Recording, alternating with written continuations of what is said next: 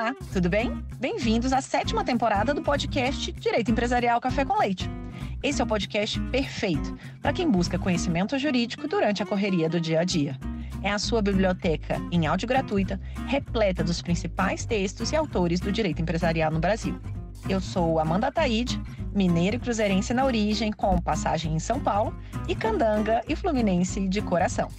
Casada, mãe do Pedro de quase 6 anos, Pedro, Tails, Sonic, do Lucas de 4 anos, Lucas, Knuckles, Sonic, Eggman. e tutora do Vira-Lata Farofa. Sou professora doutora da UNB dos cursos de Direito Empresarial, Concorrência, Comércio Internacional e Compliance, e consultora do Pinheiro Neto Advogados nas mesmas áreas. Este é um podcast simples, curto e gostoso, como um café da manhã, mais rapidinho durante a semana. Em sua 7ª temporada, esse nosso podcast se reinventa, com a divulgação de um site inteiramente dedicado a esse projeto. No site, os episódios são organizados tematicamente, facilitando o acesso a temas como teoria da empresa, fundamentos do direito societário, sociedades limitadas, sociedade anônimas e muito mais. Pegue então a sua xícara de café com leite ou chá, seu tênis para fazer exercício físico ou seu fone de ouvido para ouvir no seu meio de transporte diário. Então, vamos comigo para a próxima xícara de café com leite?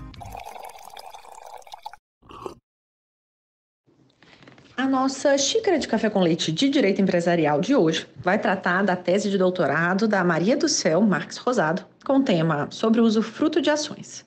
E para isso a gente vai ter a alegria de contar com a participação da Maria do Céu para comentar sua tese. A Maria do Céu é advogada e sócia fundadora do escritório Marques Rosado, Toledo, César e Carmona Advogados, com mais de 30 anos de atuação nas áreas de direito civil e comercial, com ênfase no direito societário, imobiliário e contratual. Ela é mestre e doutora em direito comercial pela USP. Eu tive a enorme alegria de participar da banca da CEL, agora muito recentemente no doutorado. A CEL atua como árbitra e advogada nas principais câmaras arbitrais do Brasil, especialmente em questões societárias e contratuais. Participou como conselheira da Comissão de Anistia do Ministério da Justiça e é palestrante convidada em diversas instituições no Brasil e no exterior.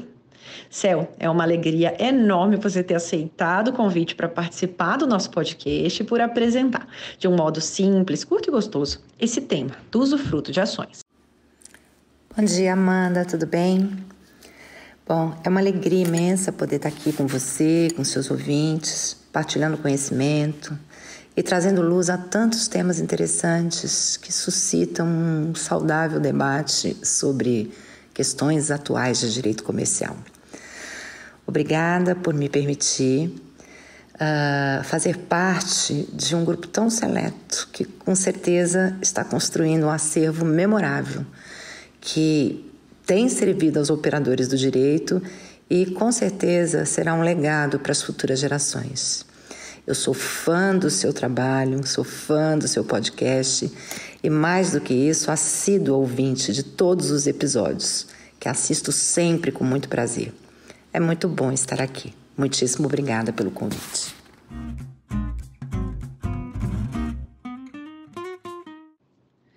Céu, conta pra gente, qual que foi a razão para você ter escolhido esse tema de usufruto de ações como objeto da sua tese de doutorado, e conta também para os nossos ouvintes como que foi o processo de escrita da tese. Uma pergunta que eu sempre faço para a gente desmistificar o resultado final, dos trabalhos, e a gente saber que tem bastante coisa, muita água passando por debaixo da ponte, ao longo da redação de um trabalho acadêmico. Bom, Amanda, o tema usufruto tem me acompanhado por muitos anos. No decorrer da minha carreira, eu me deparei com questões intrincadas, cuja solução eu acabei encontrando no Instituto do Usufruto. Eu estou no mercado de trabalho há exatamente 40 anos. Eu comecei meu estágio com 17 anos, no 2º ano da São Francisco. E naquela época, na década de 80, 90, a utilização do usufruto resumia-se a planejamentos sucessórios, quando muito um planejamento tributário. Mas com o tempo, especificamente em uma operação ocorrida no fim da década de 90, eu acabei me valendo do usufruto em contexto que não era um contexto sucessório, mas em uma separação societária, onde ela só foi possível de ser realizada com a outorga de através do usufruto, especificamente usufruto envolvendo o direito de voto, em que se transferiu o poder a um dos sócios para que aquele grupo de acionistas que até então funcionava dentro de uma holding, né, e que passaram a ser duas companhias separadas, eles não perdessem a posição de poder que detinham numa sociedade controlada que contava com a participação de terceiros, de outros acionistas. A gente pode se perguntar, mas por que não se utilizou o acordo de acionistas? O acordo de acionistas, especialmente naquela época em que não tinha havido a modificação do artigo 118, ele não se mostrava, como ainda não se mostra, em determinadas situações, um instrumento completamente seguro para promover o que se desejava naquele momento, que era a efetiva consolidação do poder em determinado sócio que iria exercer o direito de voto na sociedade controlada. Bom, a partir daí, eu passei a utilizar o usufruto sobre ações em diversos arranjos societários, envolvendo, como dito, aspectos sucessórios, mas também em negociações envolvendo o poder de controle, planejamentos tributários lícitos, é claro, stock options, dentre outras situações em que o Instituto poderia ser aplicado. A cada atuação prática, eu verificava que inexistia material doutrinário sistematizado e que a lei deu pouquíssima atenção à matéria, né?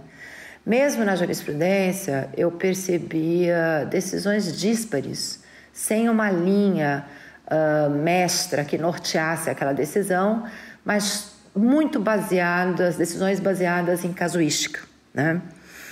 Então, eu resolvi escrever sobre esse tema e, respondendo à sua pergunta seguinte sobre o processo de pesquisa e de escrita, o que eu posso dizer para você é que foi muito difícil. Seja pelo momento em que eu estava inserida, seja por dificuldades que eu só pude perceber depois que eu comecei o trabalho. Então, eu havia me programado para escrever parte desse trabalho fora do Brasil, com sossego, longe do escritório, mas então veio a pandemia e com ela a frustração desse projeto, né? Além disso, as bibliotecas elas foram fechadas e no ambiente da pandemia eu fui muito demandada profissionalmente. Tive que lidar com inúmeras brigas societárias, negociação e renegociação de contratos, muitos deles que culminaram com rescisão, ações judiciais, e isso me tirou muito tempo de dedicação para o meu trabalho, né?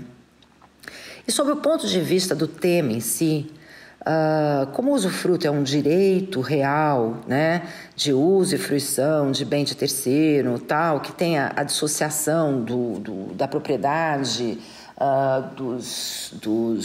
vamos dizer assim, das faculdades do domínio, né, eu percebi ali que eu precisaria aprofundar os meus estudos no âmbito do direito civil, né?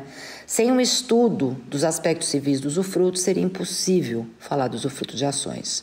Então, eu parei, voltei e fui beber na fonte dos civilistas para entender vários aspectos que, posteriormente, ficaram claros para mim somente mergulhando no âmbito do direito civil.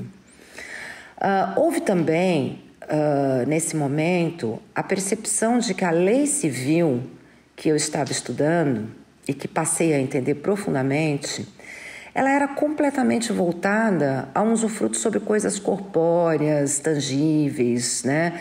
A um bem estático, que é a propriedade imobiliária. O que dificultava muito a utilização daquelas regras civis quando se tratava de aplicá-las sobre o usufruto incidente sobre um direito, né? O conceito, não era fácil você transpor o conceito de posse de um bem, administração tradicional de um bem, o uso, o fruto relacionado a um direito, né? Isso porque a ação não é uma coisa, objeto de propriedade quer dizer, é propriedade do acionista, mas a ação, em verdade, ela confere ao seu titular o status sócio. Ela encerra, ela corporifica um conjunto de direitos e obrigações relativa a essa posição de sócio e que se traduzem em direitos políticos e patrimoniais, além de poderes, deveres e sujeições que se contrapõem a outros direitos e deveres dos demais acionistas, dos stakeholders e da própria sociedade. Além disso, o que eu pude verificar naquele momento é que a lei societária é extremamente lacônica a respeito do Instituto. Ela regula a matéria tão somente em 6 dispositivos. Num deles, ela trata da necessidade de averbação para que haja eficácia erga omnes. No outro, ela trata do direito de voto, dizendo que, salvo disposição em contrário do instrumento de constituição do usufruto, né, o voto depende de prévio acordo entre o usufrutuário e o proprietário. Aí tem um dispositivo que ela trata do direito de preferência para subscrição no aumento de capital social. Em outros, se não houver disposição em contrário, o usufruto se estende, né, às ações oriundas de capitalização de lucros ou reservas. E, por fim, ela trata do pagamento do dividendo. A quem a companhia deve pagar o dividendo e respondendo que ela deve pagar ao acionista ou ao usufrutuário que tiver registrado lá como titular do direito nos livros da companhia. Mais que isso, eu também entendi que, apesar desses 6 dispositivos, quando existe usufruto, essa situação repercute em diversos outros aspectos da sociedade, do desenvolvimento da vida daquela sociedade. Então, era preciso entender determinados institutos com profundidade para, em consequência, entender a aplicação dos direitos e deveres do usufrutuário e no proprietário naquela situação. Por exemplo, eu precisava entender profundamente uma operação de resgate, o recesso acionário, uma amortização, entender os aspectos envolvendo o poder de controle, necessidade de oferta pública, entender o conflito de interesses, e tudo isso fez com que o meu trabalho demandasse um tempo de estudo muito grande para que eu sentisse a segurança de poder tratar do usufruto em relação a determinados acontecimentos na vida societária. Também o direito estrangeiro foi um desafio, né? Eu ao estudar os países de tradição romano-germânica, eu pude verificar que estes países não refletem um consenso sobre o tema. A matéria é também bastante polêmica, mesmo fora do Brasil, onde se discute até mesmo quem tem a qualidade de acionista da companhia. Alguns países outorgam o direito de voto ao usufrutuário, outros países no proprietário.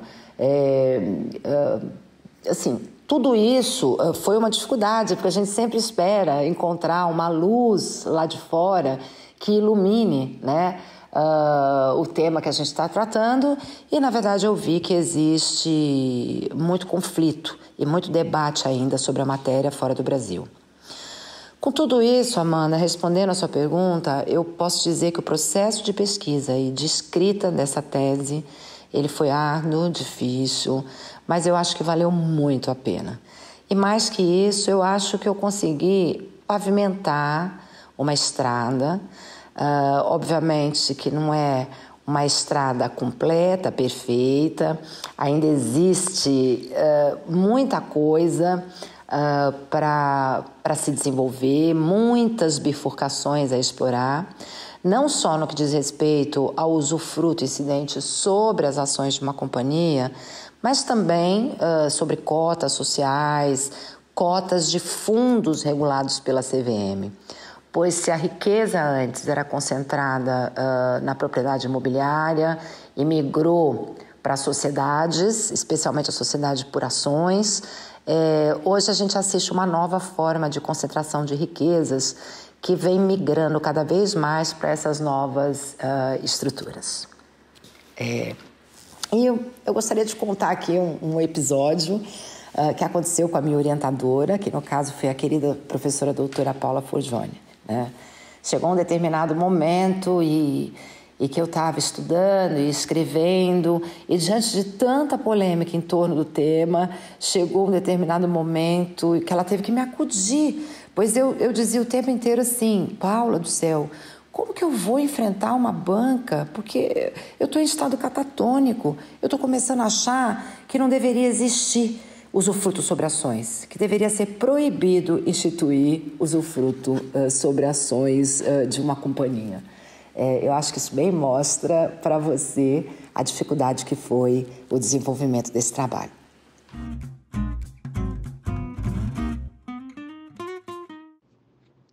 Então, conta pra gente, de modo simplificado, o que é o usufruto, um instituto que é típico ali do direito civil, e quais que são as dificuldades que a gente encontra quando aplicamos esse instituto jurídico, né, às ações de uma sociedade, especialmente quando a gente tem, né, a discussão sobre a natureza, né, do objeto do usufruto.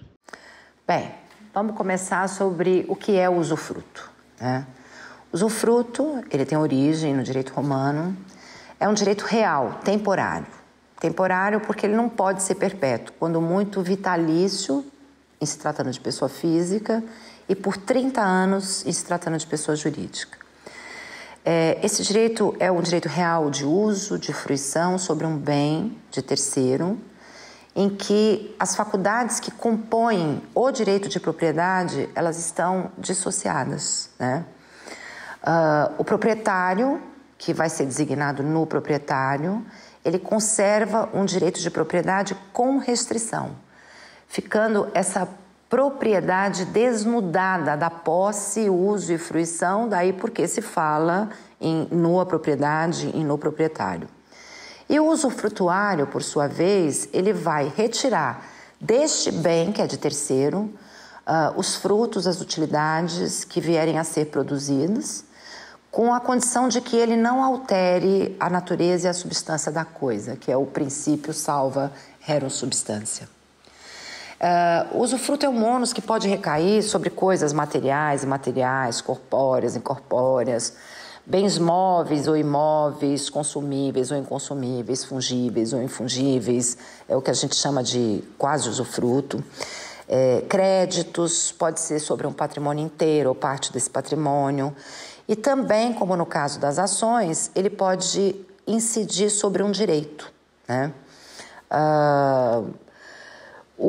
Ele vem regulado no Código Civil, né, nos artigos 1390 a 1409, e na lei societária ele está disciplinado, como dito anteriormente, em 6 artigos da Lei 6.404 de 76, com as suas alterações, né? Mas a questão é que o Código Civil ele tem toda a regulação do Instituto voltada para um bem corpóreo e não para um direito. Tanto que o Código Civil o tempo inteiro fala de prédio, edifício, vizinho, cerca, muro, tesouro, construção, desapropriação, enfim, expressões que colocam o usufruto ali regulado no âmbito de um bem corpóreo. Tá? E daí vem a dificuldade de aplicação. Eu vou para a sua segunda pergunta. A pergunta é quais as dificuldades quando aplicado a ações, né? É exatamente por isso. Por quê? As ações de uma companhia, elas incorporam, né, direitos e obrigações ao seu titular, elas conferem o status sócios e essas ações, elas refletem o patrimônio social da companhia emissora dos títulos da própria ação. E esse patrimônio, ele não é objeto de desfrute pelos acionistas, em função da autonomia patrimonial da pessoa jurídica.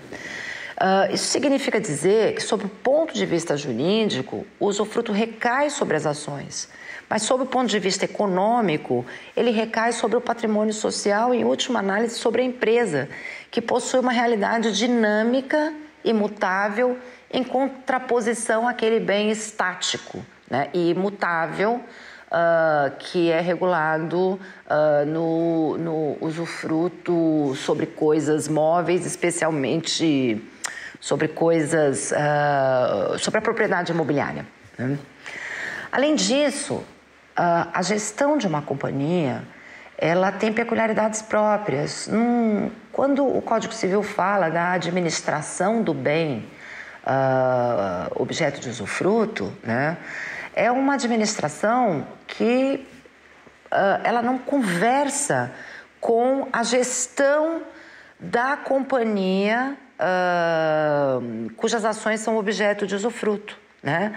Com a dissociação da propriedade e gestão, essa administração ela não resulta da atuação direta do acionista, mas de um mecanismo peculiar que envolve uma deliberação da Assembleia Geral, que é levada a efeito por meio do voto do titular da ação, né? Mas que, ao mesmo tempo, expressa a vontade de todo o social.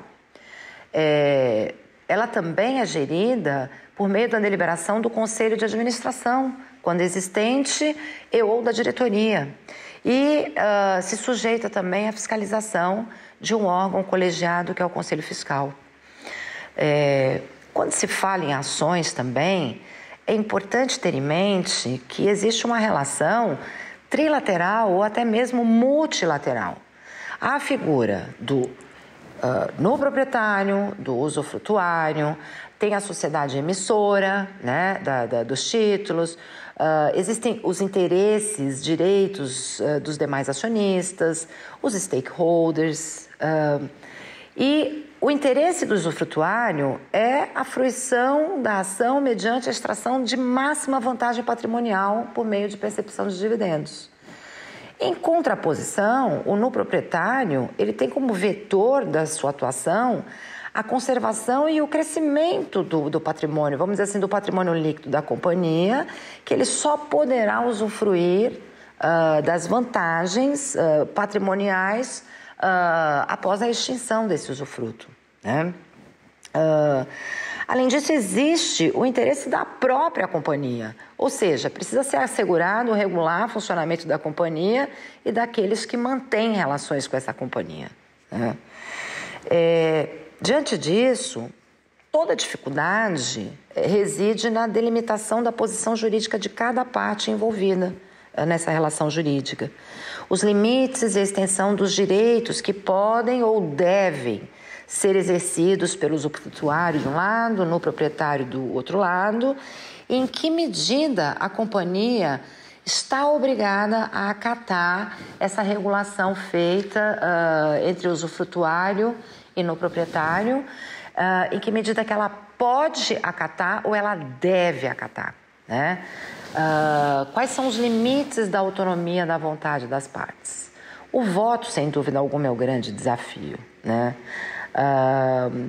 Indaga-se, inclusive, o que é o voto no contexto do usufruto. Ele está inserido no conceito de fruto, no conceito de administração do bem usufrutuado, né?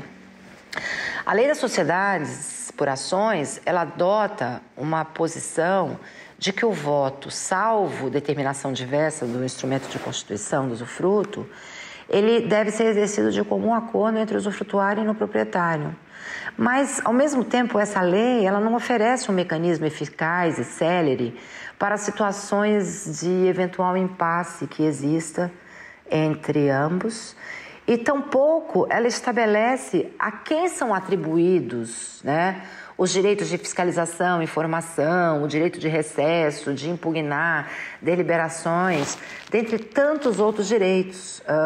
Lembrando, Amanda, que por força do artigo 28 da Lei das Sociedades por Ações, a ação é indivisível em relação à companhia.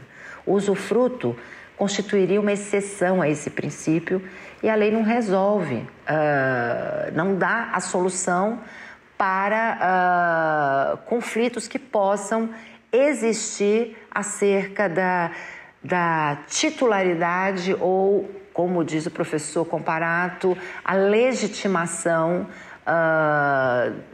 da parte que poderá se dirigir à companhia para exercer determinados direitos.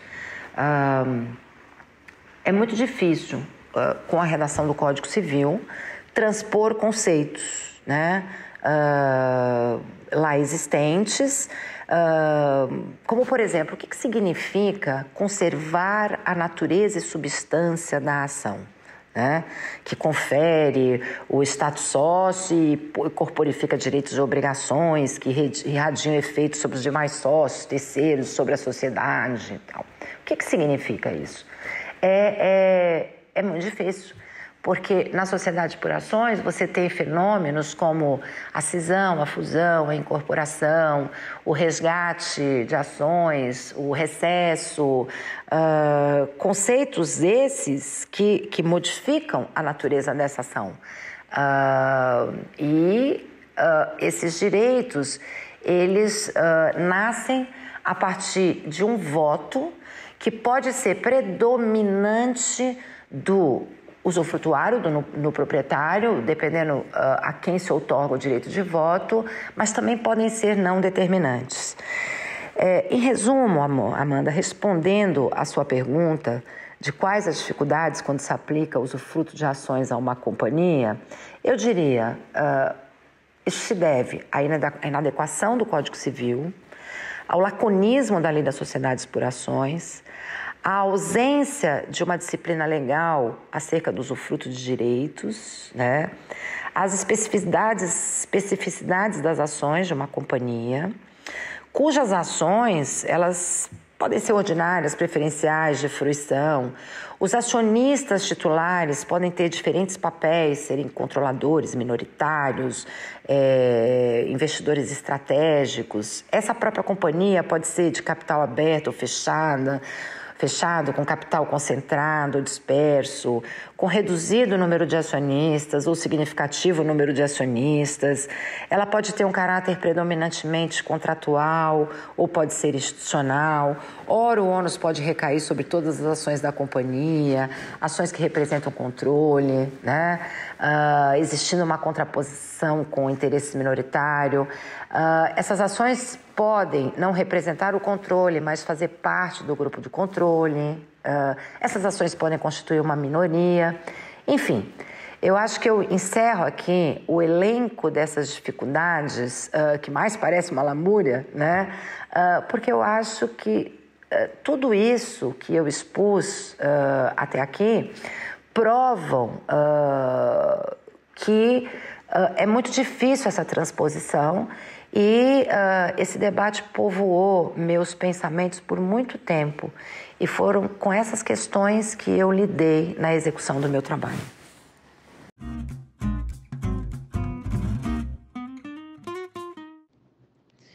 Então, conta pra gente, como que as normas nacionais, elas disciplinam o usufruto de ações? Há necessidades ou lacunas, né, que precisam ser supridas ou preenchidas?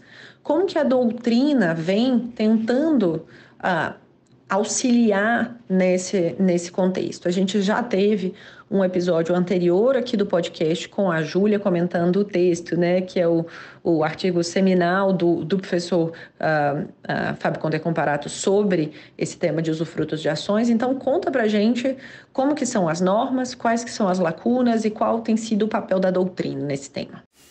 Bom, em primeiro lugar, eu quero, já que você falou do artigo do professor Fábio Conde Comparato, eu gostaria de deixar registrado aqui e mencionar expressamente que o artigo do professor Comparato é ainda muito atual, muito embora não existam mais ações ao portador. Eu entendo que essa leitura é imprescindível e me ajudou muito na evolução do meu trabalho. Do mesmo modo, eu acho importante mencionar o artigo do professor Leães sobre o direito de voto de ações gravadas com usufruto virtual, também artigo do professor Guerreiro sobre o usufruto de ações ao portador e a posição da companhia emissora. No meu trabalho também existe farta bibliografia envolvendo outros juristas que também muito contribuíram para o meu trabalho, muito embora não exista no Brasil nenhum trabalho, vamos dizer assim, sistematizado sobre o usufruto de ações, exceto uma ou duas, se eu não me engano,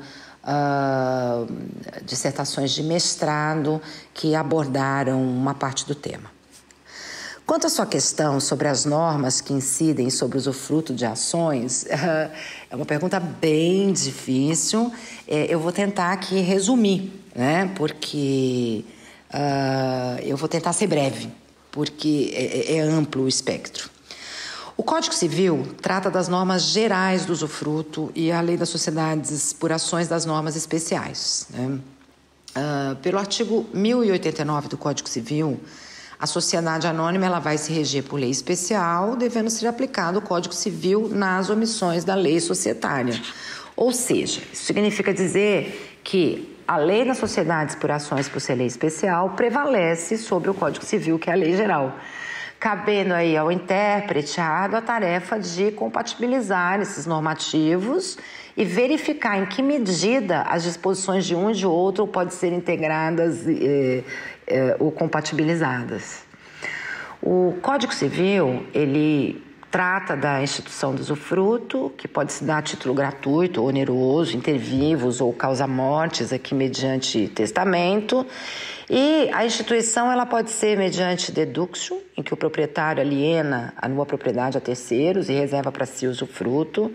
Pode ser mediante traslácio, onde o proprietário conserva para si a nua propriedade do bem e institui o usufruto em favor de terceiros.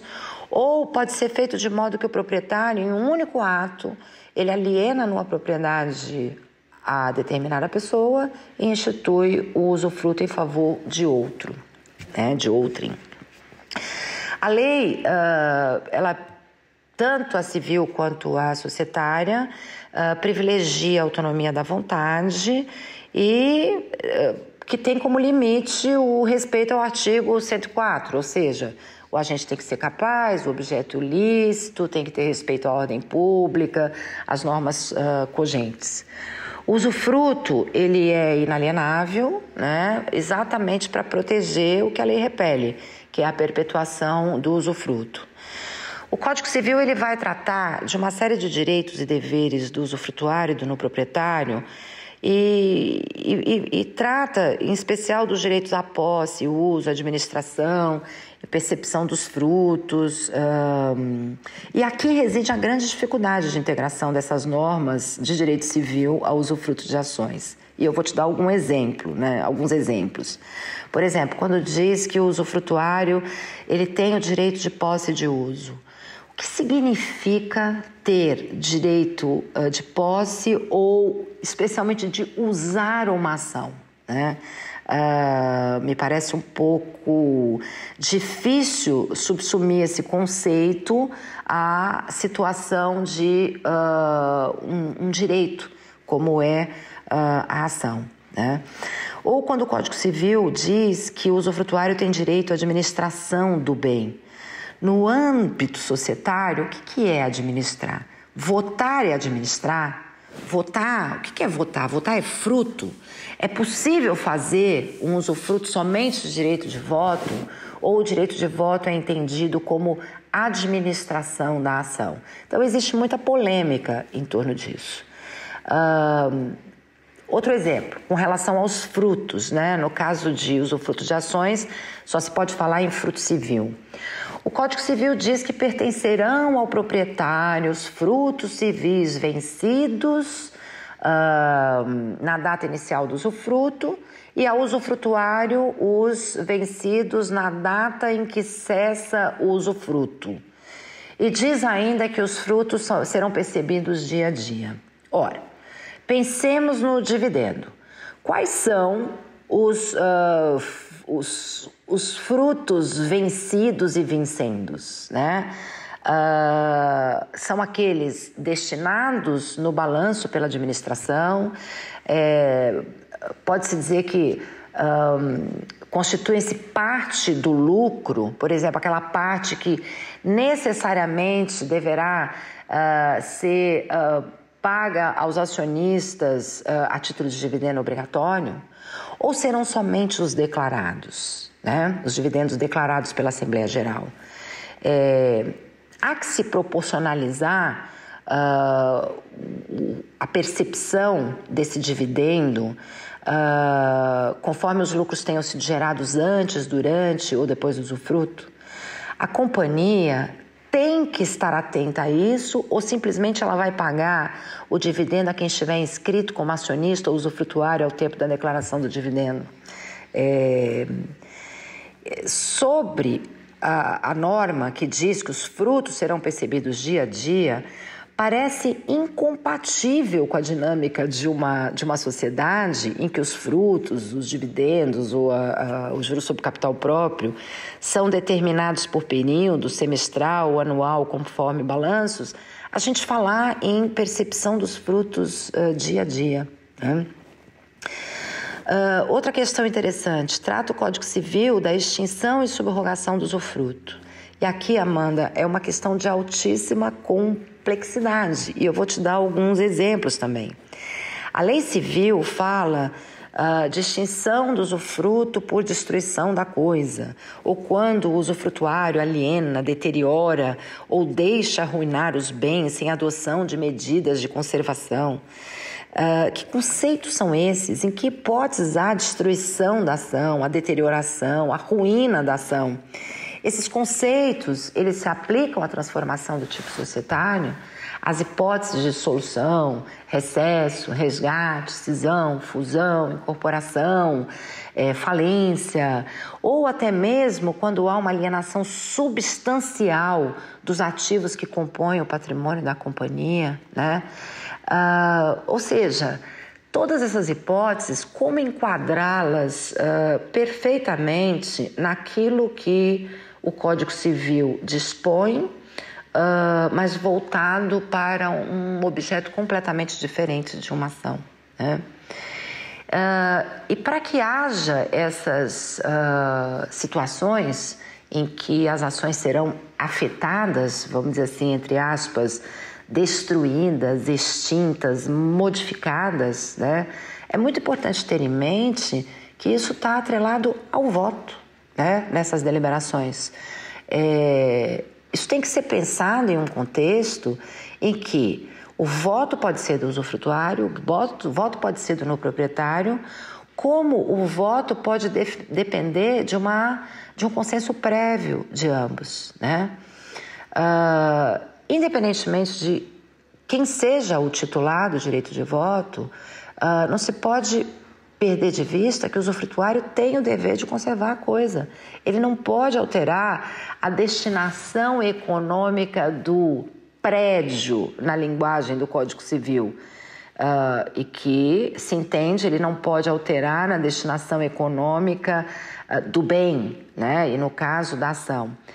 E ter em mente que o nulo proprietário também tem a obrigação de zelar por esse bem objeto do usufruto, né? Quem pode votar em uma deliberação que afeta substancialmente a ação, né? E supondo que o voto seja de ambos, que o instrumento de instituição não tenha alterado o que a lei diz que prevalece, ou seja, o voto conjunto. Dependendo do percentual do capital social, a companhia pode ficar completamente engessada, né? E se não for um percentual de capital social relevante, mais uma participação minoritária, quem exerce o direito de recesso? Né? Exercido o direito de recesso, o usufruto se subroga no valor percebido em função do recesso?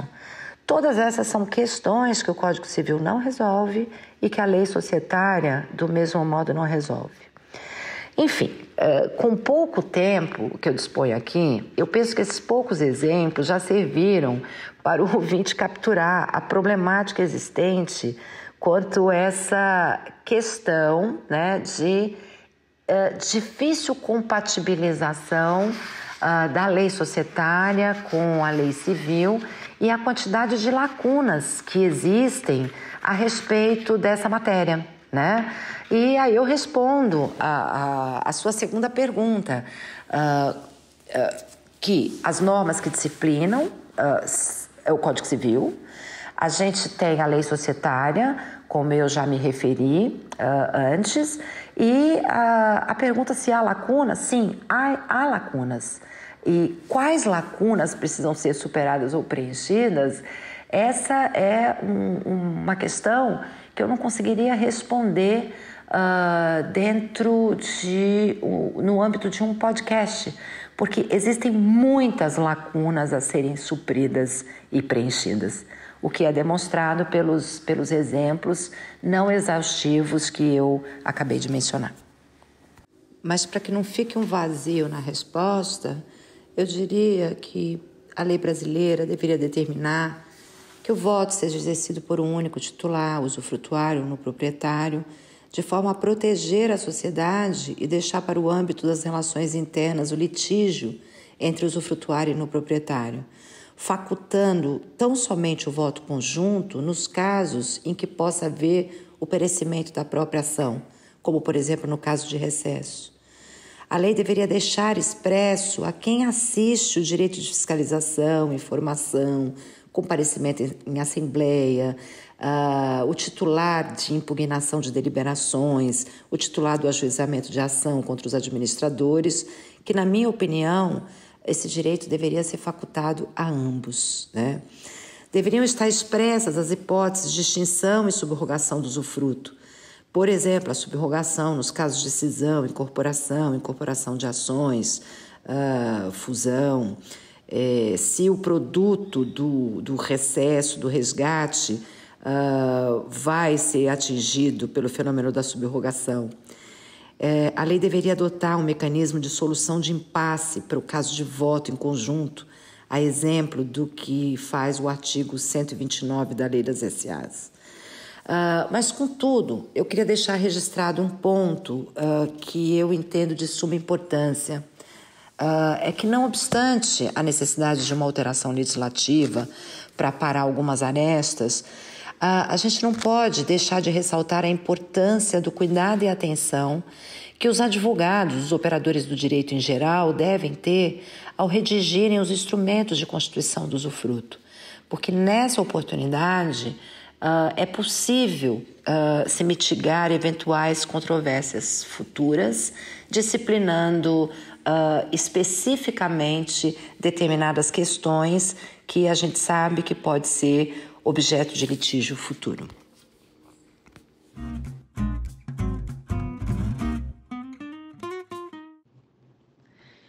E avançando, então, nessa questão das características, né, do usufruto de ações, das divergências doutrinárias, conta pra gente, como que se dá o direito de voto no caso de usufruto das ações? Tem divergência a respeito desse tema, tanto na doutrina quanto nas decisões da CVM?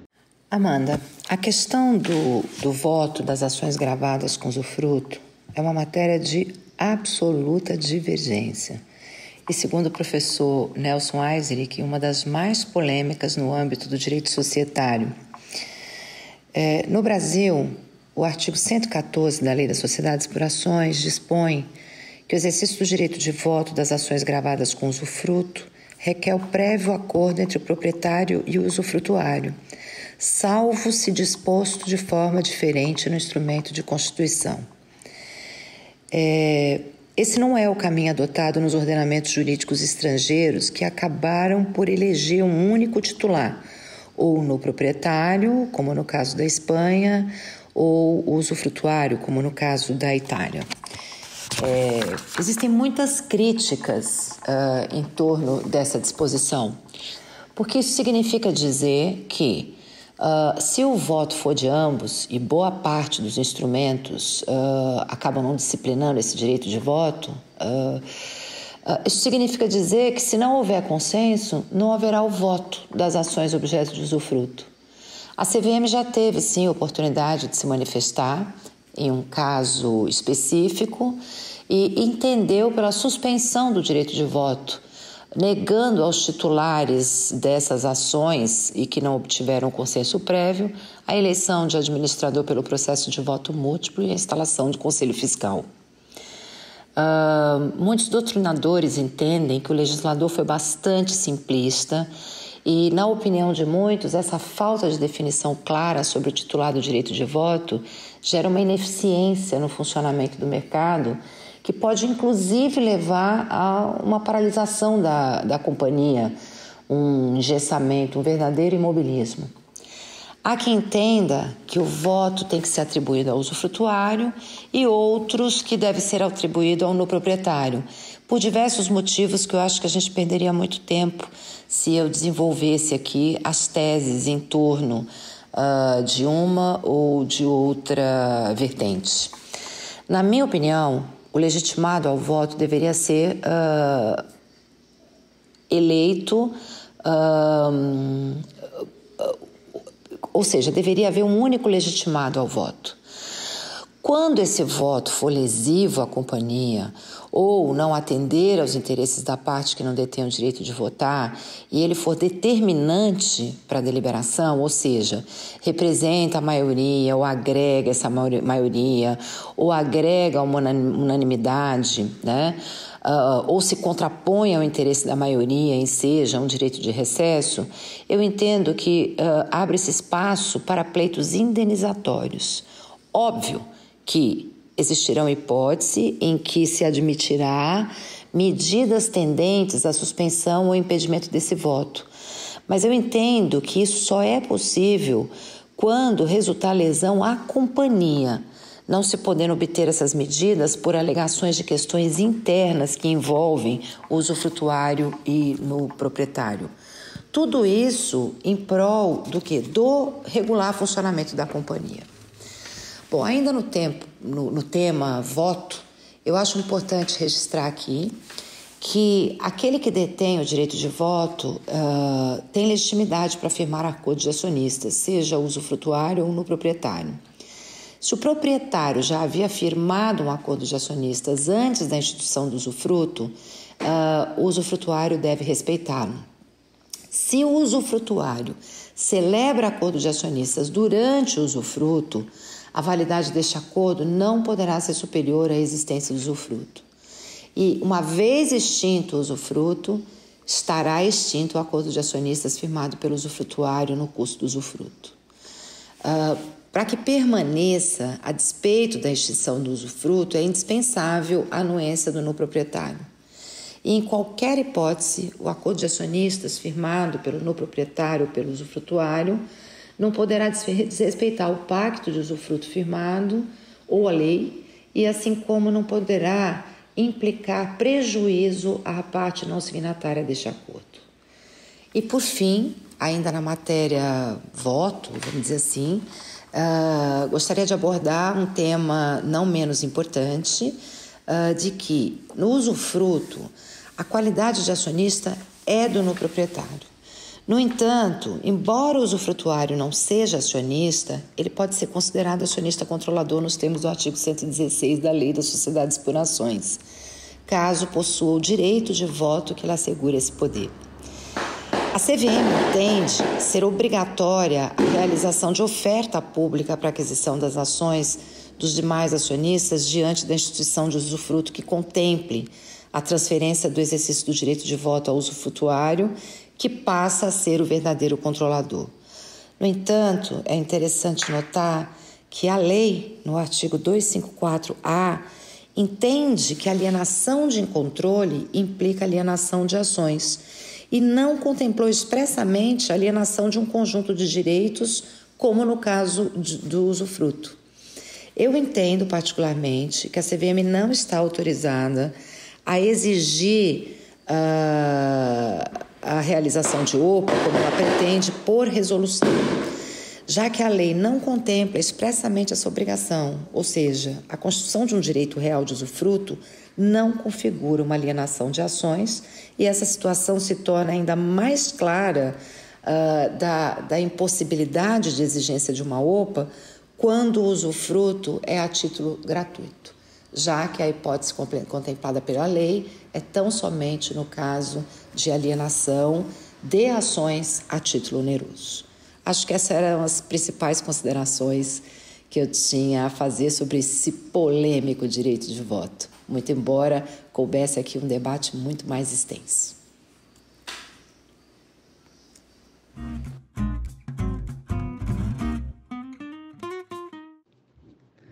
E na sua tese, Céu, você comenta sobre usufruto de ações em outros ordenamentos jurídicos estrangeiros, né?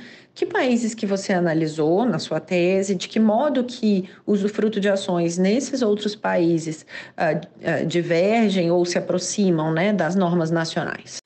Amanda, como eu disse anteriormente, o usufruto de ações é matéria discutida em diversos ordenamentos jurídicos. E não existe um posicionamento uniforme sobre essa questão. Eu, particularmente, analisei os ordenamentos de Portugal, Espanha, Itália, França, Suíça, Alemanha, Argentina e Chile. Fora do Brasil, os doutrinadores apontam a mesma problemática que nós vivemos aqui no Brasil, ou seja, uma dissonância entre a lei civil e a lei societária. Em Portugal, o professor Alexandre Mota Pinto relata que o usufruto de ações mereceria ser estudado, pois é uma figura jurídica que conta com virtualidades de aproveitamento econômico que permite a satisfação de interesses diversos, mas que, quando se juntam dois institutos provenientes do direito civil e do direito das sociedades comerciais, que a matéria se encontra em território de ninguém da investigação jurídica. O professor Barbosa Magalhães, em Portugal, descreve muito bem a polêmica que existe fora do Brasil. Ele coloca a questão assim, que há quem entenda que, sem o consenso de ambos, o voto não é deferido a qualquer dos dois, pelo fato de que somente a plena propriedade justificaria o exercício do direito de voto, o que não existe no usufruto de ação em que os atributos da propriedade estão segregados. Diz que entender dessa forma acarretaria prejuízos às partes e à própria sociedade e aniquilaria o instituto de usufruto. Ele noticia que outros entendem que o voto não pode ser segregado da propriedade das ações e que caberia ao proprietário o dever de votar e de, nesse voto, não prejudicar o usufrutuário sob pena de indenização. E diz que isso também não se sustenta em virtude de que esse entendimento desvirtuaria o sentido do usufruto, já que a finalidade do Estatuto é justamente permitir ao usufrutuário o gozo da coisa objeto do usufruto. Noticia ainda que outros sustentam que, se não houver o consenso entre o proprietário e o usufrutuário, de tal sorte que somente um deles se apresente na Assembleia, como no regime do condomínio, os tribunais têm que resolver a questão. Diz ainda que tem corrente que diz que, em caso de comparecimento de ambos e ausência de consenso, o direito de voto deve ser recusado a ambos. Muito embora digam que os atos da Assembleia são atos de administração e que, por esse motivo, o direito deveria ser reconhecido ao usufrutuário. Noticia outra interpretação, consistente na autorização de voto ao usufrutuário nas Assembleias Gerais Ordinárias e ao proprietário nas extraordinárias, como é o caso do direito francês. Há quem entenda que o voto independe da natureza da Assembleia, mas da matéria a ser votada, cabendo ao usufrutuário questões que digam respeito à administração e ao proprietário aquelas que impactam na propriedade. E que quando a matéria afeta o interesse de ambos, o direito de voto tem que ser exercido em conjunto. E diz também que há os que sustentam que o direito de voto é exclusivo do usufrutuário, sob o argumento de que a intervenção nas assembleias é sempre um ato de administração. Ou seja, como se vê, a matéria é bem polêmica. Mas, desde logo, eu adianto que a teoria que mais possui adeptos é aquela em que o voto é deferido exclusivamente a um só dos partícipes da relação do usufruto. Mesmo não havendo uma convergência, se deve ser atribuído ao usufrutuário ou no proprietário. Portugal resolve a questão da seguinte forma. A lei diz que pertencerão ao usufrutuário os lucros distribuídos correspondentes ao tempo de duração do usufruto e que o usufrutuário ele está apto a votar nas Assembleias Gerais, salvo quando se trate de deliberação que importe alteração dos estatutos ou dissolução da sociedade, sendo que nessas situações o voto pertence conjuntamente ao usufrutuário e ao titular das ações, ou no proprietário. E ainda que o usufrutuário das ações tem direito a usufruir os valores que no ato da liquidação da sociedade caibam à parte social sobre o que incide o usufruto. Na Espanha, o Código Civil Espanhol admite expressamente o usufruto sobre direitos. Ali se estabelece que o titular do status soci será o nu proprietário, muito embora admita que ao usufrutuário por convenção das partes possa ser atribuída a legitimidade para o exercício de todos os direitos de sócio em relação à sociedade. Segundo a lei espanhola, é do usufrutuário o direito ao dividendo, percebido na vigência do usufruto, ao passo que é do nu proprietário a prerrogativa de exercer todos os demais direitos de sócio, inclusive o direito de voto. Aspecto interessante na lei espanhola é que ela admite que os estatutos da companhia influam na disciplina do usufruto. Havendo a disciplina do usufruto no estatuto, esse prevalecerá no que diz respeito às relações externas sobre a convenção entre as partes e sobre a parte dispositiva da lei. Na Itália, por sua vez, o exercício do direito de voto é atribuído ao usufrutuário sem distinção de matéria ou espécie de deliberação, ressalvada a disposição em contrário no estatuto ou no instrumento privado de constituição. A doutrina italiana ensina que o usufrutuário não exerce o voto na qualidade de acionista, mas apenas enquanto esse voto seja necessário para a realização ou conservação do seu direito de usufruto. Não pode, assim, o usufrutuário votar no seu exclusivo interesse, mas deve sempre levar em conta o interesse do acionista. Logo, esse voto deve ser exercido com base em critérios objetivos e em função da finalidade correspondente à natureza do próprio direito, o usufruto, sob pena de se transformar num uso não necessário desse poder legal que acarreta o dever de indenizar. A lei italiana, diferentemente da brasileira, ela trata dos direitos administrativos diversos, dizendo que estes pertencem tanto ao no proprietário quanto ao usufrutuário, o que inclui o direito à informação, o direito de convocar a assembleia, de fiscalizar os livros sociais, de examinar as demonstrações financeiras, direito de comunicar fatos reprováveis ao Conselho Fiscal, a denúncia de irregularidades ao Judiciário, a impugnação de deliberação assemblear.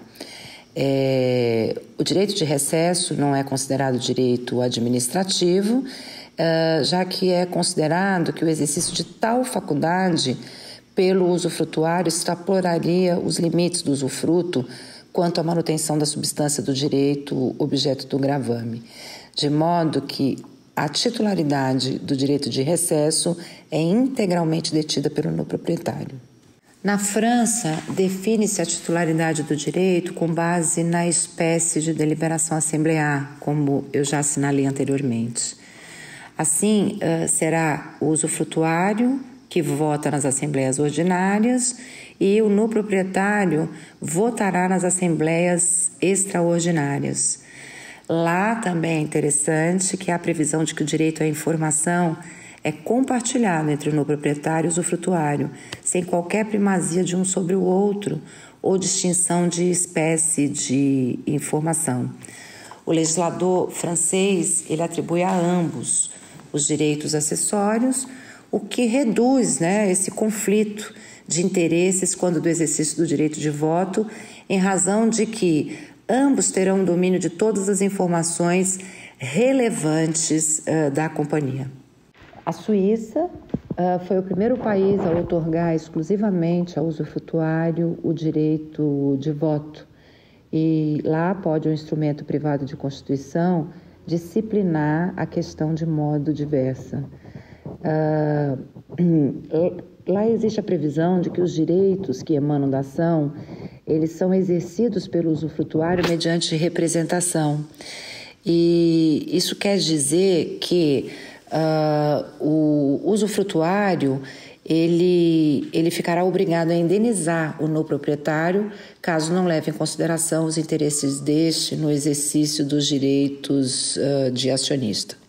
A legislação alemã ela é pouco detalhada em comparação aos demais países de tradição romano-germânica. Não há, assim, ao contrário de outros ordenamentos, um dispositivo especial que verse sobre o usufruto de ações. Lá, o usufruto pode recair sobre direitos, existe essa regulação, e aplica-se ao usufruto de ações o regramento do usufruto sobre coisas, com as necessárias modificações. Na Alemanha, é faculdade do usufrutuário exercer o usufruto do bem, exercer o uso e a fruição, e a doutrina majoritária compreende que o voto e os dividendos são ambos de titularidade do usufrutuário.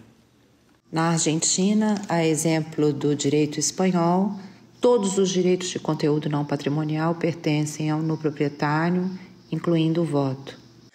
No Chile, curiosamente, embora lá disponha que a qualidade de acionista recai sobre o no proprietário, lá também se prevê que o exercício dos direitos políticos correspondentes às ações deve se dar em conjunto pelas partes do usufruto, salvo disposição em contrário do instrumento constitutivo do gravame.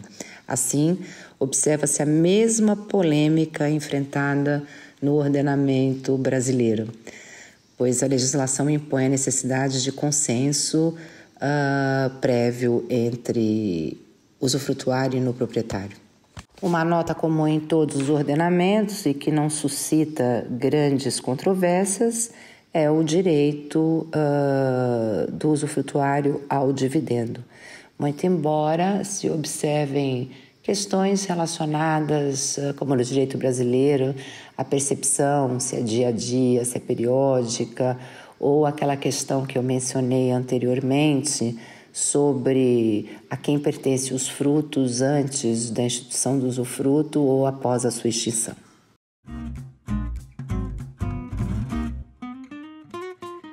E por fim, uma pergunta agora dessa sexta temporada. Conta pra gente quem que você adoraria poder chamar para jantar, quaisquer pessoas que você tenha o poder de ter aí uma noite com um jantar gostoso, batendo um papo junto. Pergunta bem interessante essa, Amanda. Eu nem sei como responder, mas eu diria que eu adoraria chamar o professor Túlio Ascarelli, o professor Bulhões Pedreira, que eu, infelizmente, apesar de ser do meu tempo, eu não tive a oportunidade de conhecer. Mas como existe uma impossibilidade física, deixa eu sonhar com convidados encarnados nesse mundo real aqui. Amanda, Na minha trajetória, eu tive a oportunidade de profissionalmente estar com diversos professores, advogados, juristas, por quem eu nutro profunda admiração. Muitos deles que, inclusive, eu tive a grata oportunidade de ouvir aqui no seu podcast. Eu tive a oportunidade de trabalhar com o professor Guerreiro e na São Francisco o privilégio de beber na fonte de inúmeros professores que eu não ousaria listar aqui sob pena de injustamente esquecer de alguém. Eu tive o privilégio de ter alguns deles como clientes ou até mesmo de interagir ao pedir pareceres, o que foi um excelente momento de troca. No meu período de mestrado e de doutorado na São Francisco, eu pude sair para jantar com os meus mestres, de participar de congressos, de debates e muitas oportunidades de encontro e reencontro. Por isso, eu acho difícil nominar aqui alguém com quem eu gostaria de jantar, pois os banquetes dos quais eu participei até aqui me tornaram plena e satisfeita. No entanto, uma pessoa com quem eu tive muitos jantares e com quem mantenho até hoje altos bate-papos e que eu gostaria muito que contasse um pouco da sua experiência, não em jantar, mas no seu café com leite, é o meu sócio, o professor Carlos Alberto Carmona, que, embora não seja comercialista, eu acho que ele pode dividir com você e seus ouvintes toda uma experiência viva, falando da arbitragem e de questões de direito empresarial que ele tem vivido, experienciado, né? Bom, dito isso, como você disse que se tratava da última pergunta, e acho que esse é o momento, eu aproveito para agradecer a você a oportunidade de estar aqui e espero ter contribuído minimamente para o desenvolvimento do direito empresarial, dividindo com vocês esse objeto do meu estudo, que muito trabalho me deu, mas muita satisfação me trouxe com a conclusão. Um grande abraço. Céu, super obrigada por ter topado participar aqui do nosso podcast, tomar uma xícara de café com leite com a gente, de um modo muito gostoso, comentando a sua tese. Na tese foi uma banca, né? Eu acho que foram 4 ou 5 horas de defesa.